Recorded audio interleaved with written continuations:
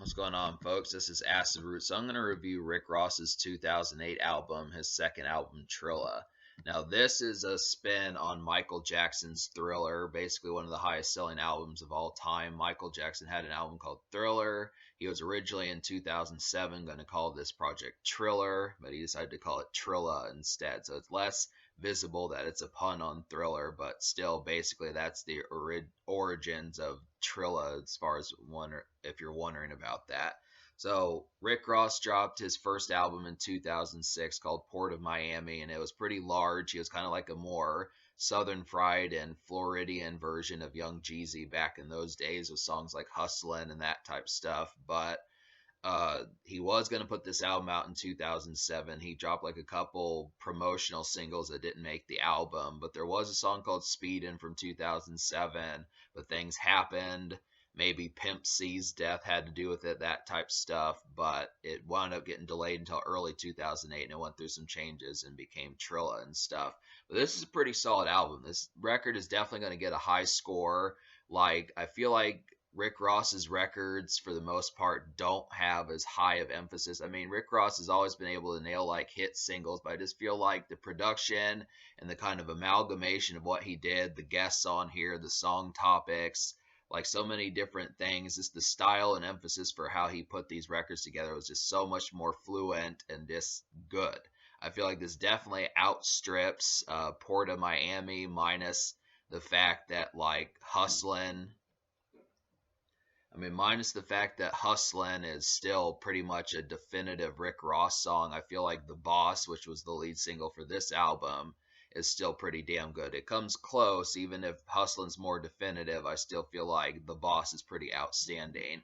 But there's some things like Maybach Music, which is later what he'd wind up calling his record label. There's just a number of hits, some glossiness that kind of deals with there's some glossiness that kind of deals with this record being more about being in the car and that type stuff. It's not quite as ground level, and it's not as it's not quite as ground level and quite as Miami Vice type themed as Port of Miami. It just has a lot of luxury cars, luxury tax, luxury spending, brand merchandise, that type stuff. It just has a lot more sophistication, which Rick Ross would do later, especially like from 2012 forward, when he would really develop like a niche for soulful music.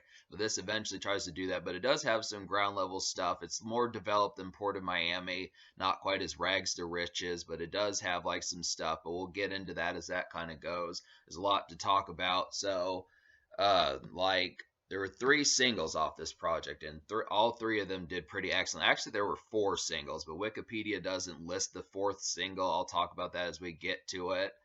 But the first single was Speedin'. This has R. Kelly on there, and this is, like the song says, basically speeding in your vehicle, cruising in the fast lane, that type stuff.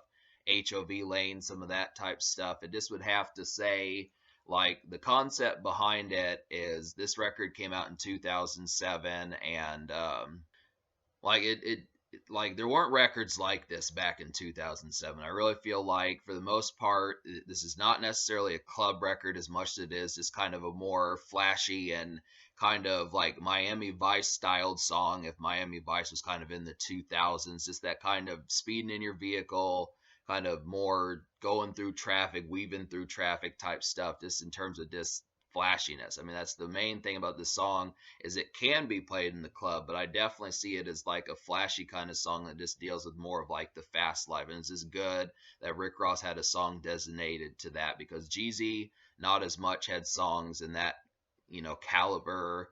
And like trying to think of some other folks like Too Short and E40 and like, Akon and some of those type people, they just didn't quite have it in that sense. That's kind of the concept there. Good notation for Rick Ross to come up with a top. I mean, it's not like it's a wholesomely original, but it's still clever to kind of have like songs designated specifically for the fast life. I mean, there might be songs, but it's not quite as shown.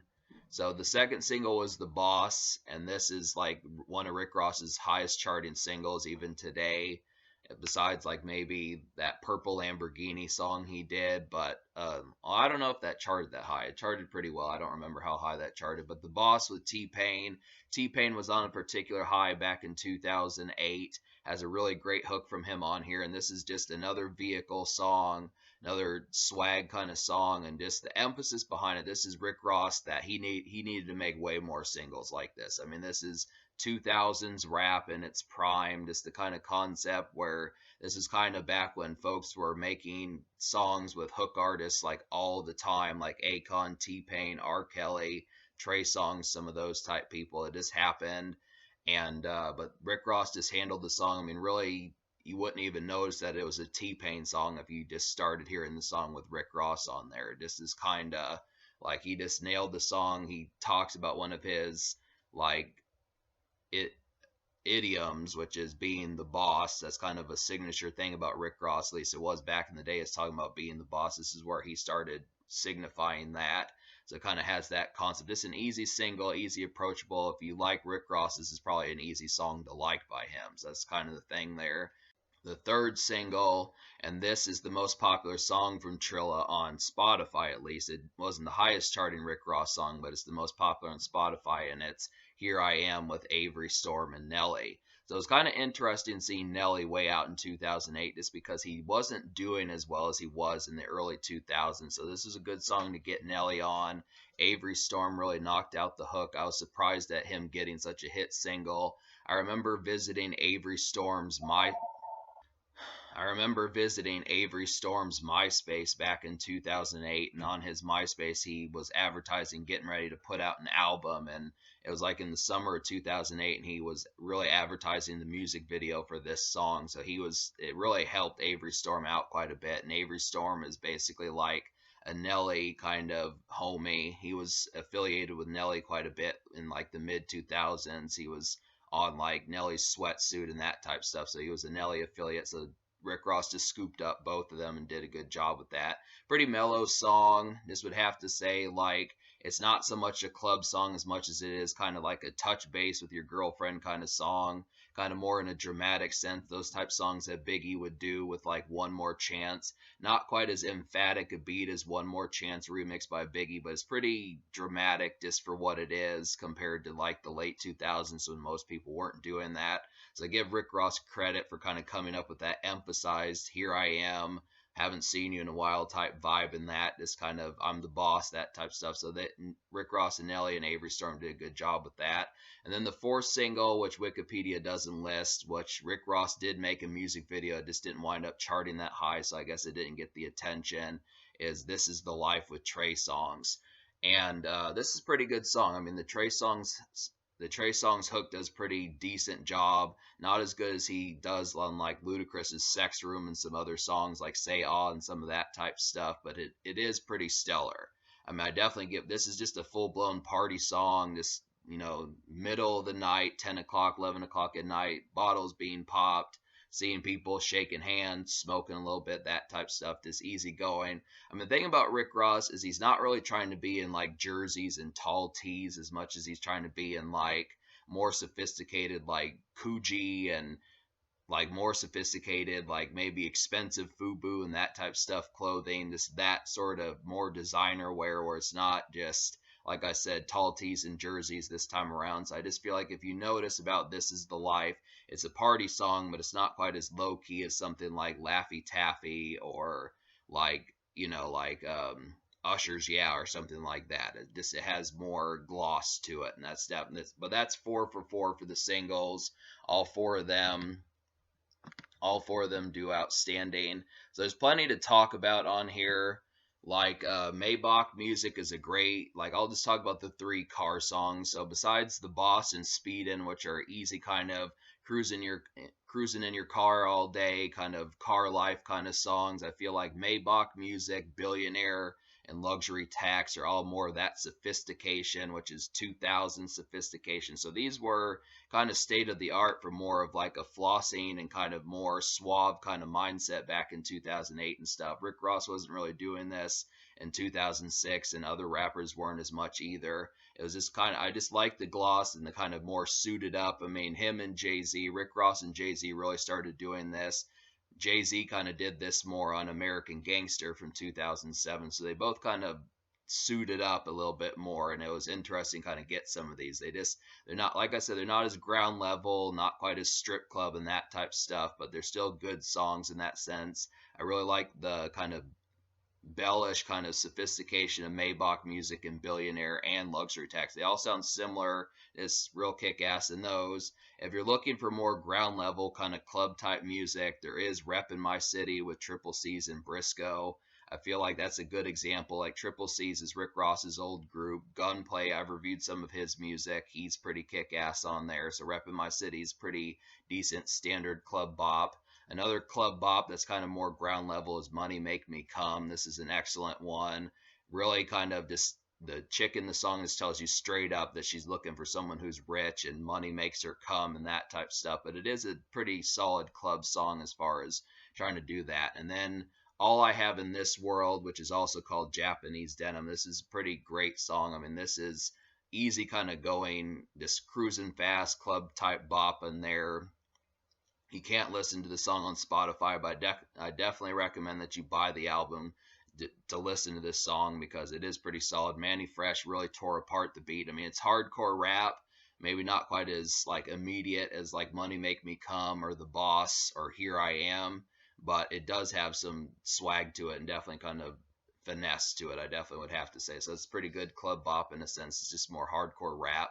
Money Make Me Come and Maybach Music and Rep My City are better club songs in that sense, but it's still pretty solid. So that's some good stuff on there. There are some dents in the armor a little bit, and those three songs would be We Shinin', I'm Only Human, and This Me, which are all more personal songs. We Shinin', I couldn't get into like the sample in the background.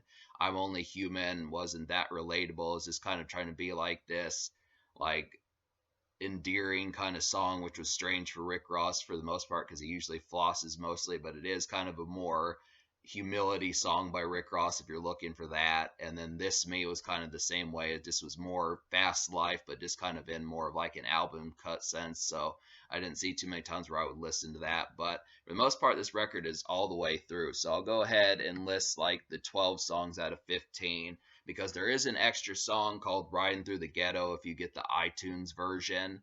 So there's actually 15 songs, even though the album version only has 14 because there's one song that's a skit, and that's the DJ Khaled interlude. But all right, I'll go ahead and list the 12 songs out of 15 that I recommend. So The Boss, Speedin', Maybach Music, All I Have in This World, Money Make Me Come, This Is the Life, Here I Am, Billionaire, Rep in My City, Luxury Tax, Trilla Intro, and Riding Through the Ghetto. And so to talk about the last two songs I haven't mentioned, like the Trilla intro is pretty good. I mean, I would have liked a little bit more finesse in the lyrics, but I do like that he kind of shouts out all of his homies, and he has a lot, and he kind of has like this kind of devil may care kind of attitude that suits Rick Ross pretty well because he's not normally that carefree and just like IDGAF, like that type of stuff. So it's interesting kind of get Rick Ross talking, especially towards the end where his lyrics start to come together more and he gives less shout outs. And like Riding Through the Ghetto, I really wish that they'd make an album version of this song that's on the CD version because it is a pretty solid song. The hook is just great. I mean, I think the hook is probably the best part of Riding Through the Ghetto. It just has a real mellow, kind of summery, breezy type beat on there. And I remember wanting to look up the lyrics because I don't know what they say in the hook. Like, there's no lyrics online for Riding Through the Ghetto, but I just wonder to kind of sing along with that hook. I don't know what he says in the hook, but it's just like, damn. But it is a good song. So there's just not a lot of information about Riding Through the Ghetto, but it is pretty solid, summery, breezy kind of song. So me liking 12 out of 15, I'm going to give this album a 10 out of 10. This is one of Rick Ross's best records. I mean, just the sophistication, the club bops, there's a lot of them. He steps out a lot. Good guests, nice hooks, good topics. so many situations that just have a lot of emphasis. This is the kind of album that Rick Ross needs to make way more. I mean, the only thing that I really feel like this record is lacking is just the fact that I think if you had to compare the two best singles from his first two albums, which would be Hustlin' and then this album's The Boss with T-Pain, I still think some people would say that Hustlin' was better just because it's more definitive and it was the original breakout song. I mean, this album does not have that, but that's not to weaken like The Boss and say that this is a bad song, because it isn't. I mean, The Boss is a pretty excellent song. It's just not as definitive. Like, it's the same thing people could say with Jeezy or Biggie or some of those type folks, where you'll get like, people will say like 50 Cent's, In the Club is better than like Candy Shop or something like that. And this is kind of the concept. It was like, well, it's just a figure of taste, but this is a pretty damn excellent album. And it has hardcore rap songs, it has mainstream rap, more kind of like casual rap songs. It just has the whole plate and the whole palette. It has sophistication, ladies records, plenty of stuff to go around as far as that's kind of concerned. And it just is an overall great time. There's songs to drink to, just to list a couple like that. I feel like you can definitely sip to This Is the Life and Money Make Me Come, Speedin', The Boss, Reppin' My City, Maybach Music. I mean, there's just plenty of moments around this album just to really go out and have a good time. So Rick Ross really knocked this album out of the park. So 10 out of 10. The social score I will give like an 8.5 out of 10, because it's too bad that This Is the Life didn't get the recognition it needed to be the true fourth single. It was at least attempted, but it just didn't catch on. But I was surprised at the fact that Here I Am kind of became a surprise hit. I wasn't expecting that single to chart as high as it did. So that's pretty good for Rick Ross, because normally he doesn't get to the third single. But that's kind of the situation. So in terms of the future, Rick Ross just dropped an album last December. I forget what it's called, but he dropped an album in December 2021. So I reviewed a little bit of Rick Ross this year. I'm going to get more of these out as time goes along, but just understand that this is some pretty excellent stuff here.